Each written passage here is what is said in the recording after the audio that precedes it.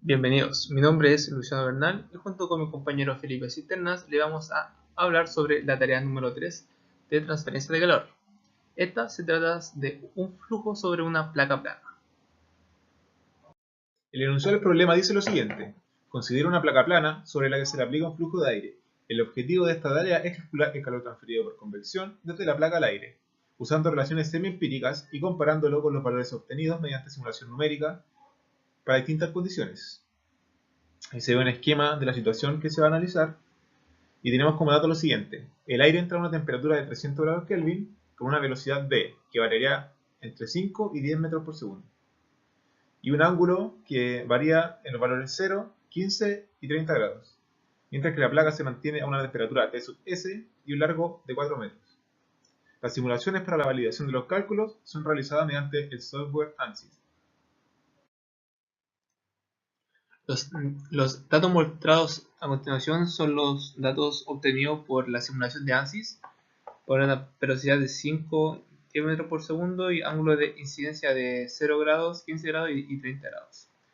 Los valores que nosotros utilizaríamos para nuestro propio análisis va a ser una viscosidad cinemática que se obtuvo mediante la interpolación de una tabla de aire a 300 Kelvin, el número pi, y para definir el régimen entre laminar y turbulento utilizaremos, según la literatura, una distancia crítica que va a ser cuando el número de Reynolds sea igual a 500.000.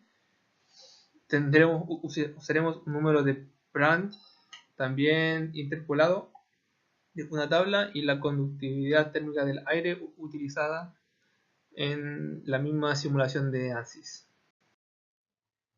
Para resolver el problema que se nos plantea, introduciremos los números adimensionales. Como primero, tenemos el número de Reynolds. Este número relaciona la fuerza de inercia y las fuerzas viscosas del fluido. Se tiene que este número nos puede indicar cuando un flujo es laminar, entra en estado transitorio o pasa a estar en turbulento. Luego tenemos el número de Brandt, que describe el espesor relativo entre las capas límites de velocidad y la capa límite térmica, que es la multiplicación entre el Cp y la viscosidad dinámica del fluido dividido en el coeficiente de transferencia de calor por conducción. Finalmente, tenemos el número de Nusselt, que mide el mejoramiento de la transferencia de calor a través de una capa del fluido como resultado de la convección en relación con la conducción a través de la misma placa. Para el número de Nusselt tenemos las expresiones mostradas en pantalla. Estas corresponden al número de Nusselt en un punto, en cualquier punto de la placa. Estas son las que vamos a utilizar dentro para resolver el problema. Bueno, y con respecto al número de particiones que se puede usar, nosotros usamos un total de 80 particiones y podemos concluir que al aumentar se puede observar de mejor manera cómo se comporta el coeficiente de transferencia de calor por convección. Se puede observar mediante los gráficos que mostraremos posteriormente. Para poder analizar el cambio de comportamiento del fluido entre régimen laminar y régimen turbulento, debemos analizar el número de Reynolds sobre toda la placa. Nosotros hicimos mediciones cada 5 centímetros y en la tabla adjunta podemos observar que el valor crítico de Reynolds da para la velocidad de 5 metros por segundo y 0 grados, da entre 1,55 m y 1,60 m.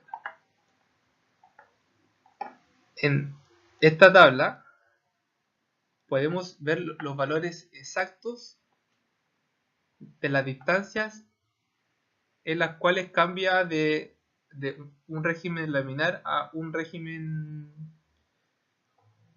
turbulento. Y si podemos observar en la parte de abajo de la tabla en el porcentaje laminar, podemos ver que existe casi una tendencia de alrededor del 40-42% para la velocidad de 5 metros por segundo y para la velocidad de 10 metros por segundo aproximadamente el 20%. O sea, en los primeros 80 centímetros de la placa es laminar y el siguiente turbulento para la velocidad de 10 metros por segundo, y para la velocidad de 5 aproximadamente el primer metro 60 es un flujo laminar y lo restante se considera como flujo turbulento. Bueno, en esta parte podemos ver una comparación entre los flujos de calor que existen dentro de la placa hacia el medio. En este caso tenemos los valores calculados mediante el software ANSYS, que se muestran en la tabla superior. Comparándolo con la tabla inferior, que corresponde a los números adimensionales, podemos notar que existe cierto parecido entre los valores, pero a medida que se va cambiando el ángulo y la temperatura, además de la velocidad, estos valores van cambiando. Entonces no se encuentra una relación de alguna manera que podamos transformarla en una ecuación, en alguna expresión que nos muestre de mejor manera cómo se van comportando estos flujos. Además, hay que explicar que para poder calcular el flujo de transferencia de calor, nosotros usamos un promedio entre en este caso, los 80 valores que tenemos, porque son 80 particiones. Calculamos un promedio entre esos 80 valores. Sumamos todos los coeficientes de transferencia de calor por convección y lo dividimos en el número de particiones. El gráfico mostrado a continuación es el gráfico del coeficiente de convección y la distancia de la placa.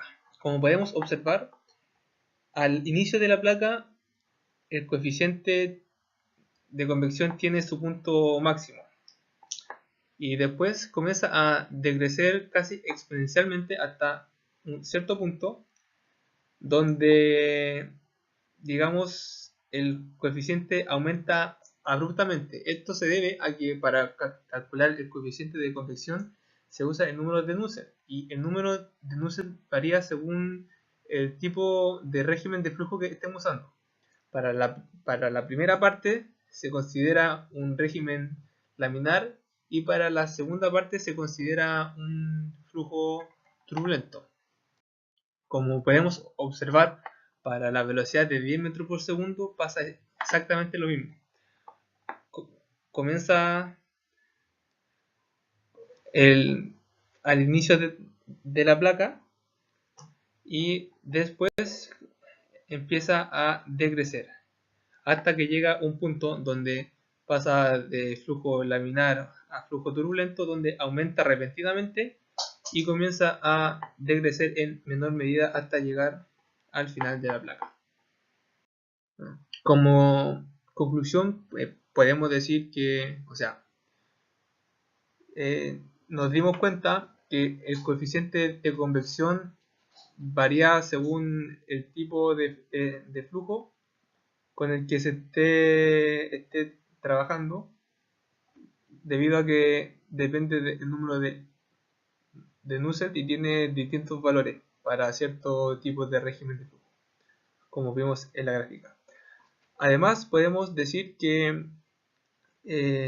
al aumentar las particiones o la cantidad de mediciones, podemos obtener una aproximación más precisa del coeficiente de convección y, por decir así, de la transferencia de calor por punto en la placa.